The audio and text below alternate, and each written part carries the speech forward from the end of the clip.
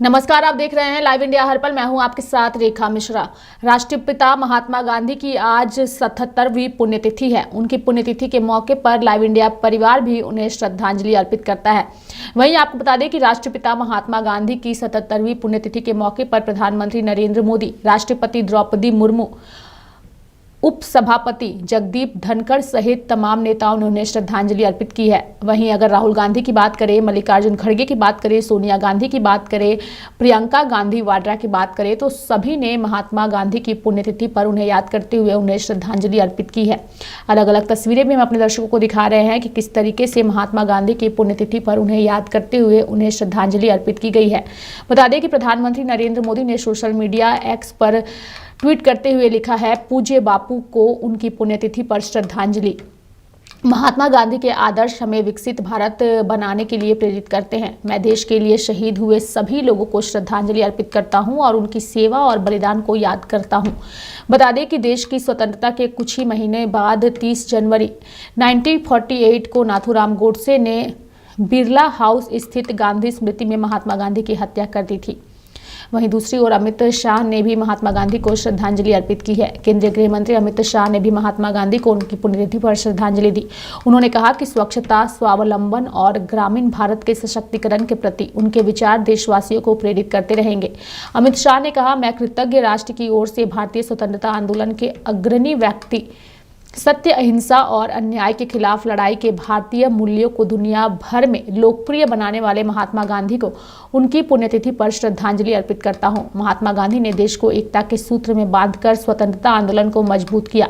शाह ने पोस्ट किया, स्वच्छता, आत्मनिर्भरता और ग्रामीण भारत के सशक्तिकरण के प्रति उनके विचार देशवासियों को प्रेरित करते रहेंगे। 30 जनवरी को शहीद दिवस मनाता है भारत।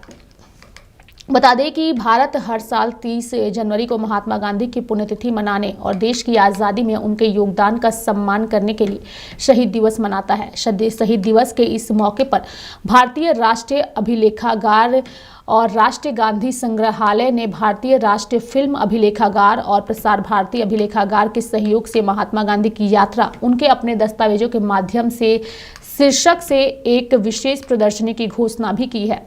आज 3 बजे प्रदर्शनी का शुभारंभ करेंगी बापू की पोती। यानी कि आधिकारिक जो जानकारी है उसके मुताबिक इस प्रदर्शनी का उद्घाटन महात्मा गांधी की पोती और राष्ट्रीय गांधी संग्रहालय की अध्यक्ष तारा गांधी भट्टाचार्य द्वारा आज दोपहर 3 बजे राष्ट्रीय गांधी संग्रहालय, राजघाट, नई दिल्ली के प्रदर्शनी हॉल में करेंगी। प्रदर्शनी महात्मा गांधी की परिवर्तनकारी यात्रा को दर्शाती है, जो आगंतुकों को राष्ट्रपिता के जीवन और विरासत को जानने का एक अनूठा अवसर प्रदान करती है। प्रदर्शनी में दर्शाई गई है महात्मा गांधी की जीवन यात्रा। बता दें कि दुर्लभ तस्वीरों, आधिकारिक दस्तावेजों, ऑडियो रिकॉर्डिंग, वीडियो क्लिपिंग और व्यक्तिगत पत्राचार के संयोजन के माध्यम से प्रदर्शनी पोरबंदर में गांधी के शुरुआती जीवन से लेकर भारत के स्वतंत्रता आंदोलन में उनकी महत्वपूर्ण भूमिका तक के उनके मार्ग का एक विशद चित्रण प्रदान करती है। प्रदर्शनी में महात्मा की जीवन यात्रा और कुछ महत्वपूर्ण घटनाओं जैसे इंग्लैंड में उनकी शिक्षा, दक्षिण अफ्रीका में उनके प्रारंभिक वर्ष और भारत के स्वतंत्रता संग्राम में प्रमुख मील के पत्थर जैसे चंपारण सत्याग्रह, दांडी मार्च और भारत छोड़ो आंदोलन के दौरान उनके नेतृत्व को प्रदर्शित करने वाले 30 पैनल शामिल है। महात्मा गांधी की इस पुण्यतिथि के मौके पर प्रधानमंत्री नरेंद्र मोदी, राष्ट्रपति द्रौपदी मुर्मू, उप सभापति जगदीप धनखड़, राहुल गांधी, मल्लिकार्जुन खड़गे, सोनिया गांधी, योगी आदित्यनाथ और अन्य राज्यों के मुख्यमंत्री ने भी उन्हें श्रद्धांजलि अर्पित की है। वहीं कुछ नेताओं ने उनकी पुण्यतिथि के मौके पर अपनी बातों को रखते हुए उन्हें श्रद्धांजलि दी है, वो आपको सुनाते हैं। मैं ओबे नामक शहर में हमने पूज्य बापू की पुण्यतिथि पर अपनी विनम्र पुष्पांजलि की है। मुझे इस बात का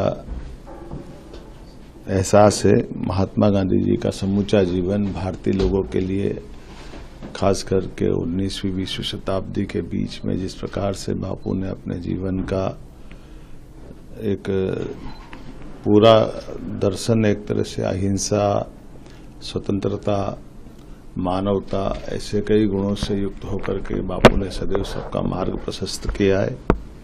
अफ्रीका से लगा करके इंडिया तक जिस प्रकार से उन्होंने अपने सबके लिए एक आदर्श जीवन जी करके पूरे भारतीयों का मान बढ़ाया, सम्मान बढ़ाया और आज़ादी के लिए जिस प्रकार से अंग्रेजों से उन्होंने संघर्ष किया है। आइंस्टीन ने सही कहा था कि दुनिया आश्चर्य करेगी कि दुबले पतले इतने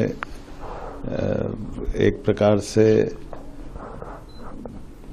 थोड़ा क्रशकाय शरीर लेकिन विराट व्यक्तित्व के धनी, जिनका मन का इरादा हिमालय की एवरेस्ट चट्टान से भी ऊपर था, जिनने सत्य अहिंसा के मार्ग को सदैव प्राथमिकता दी है।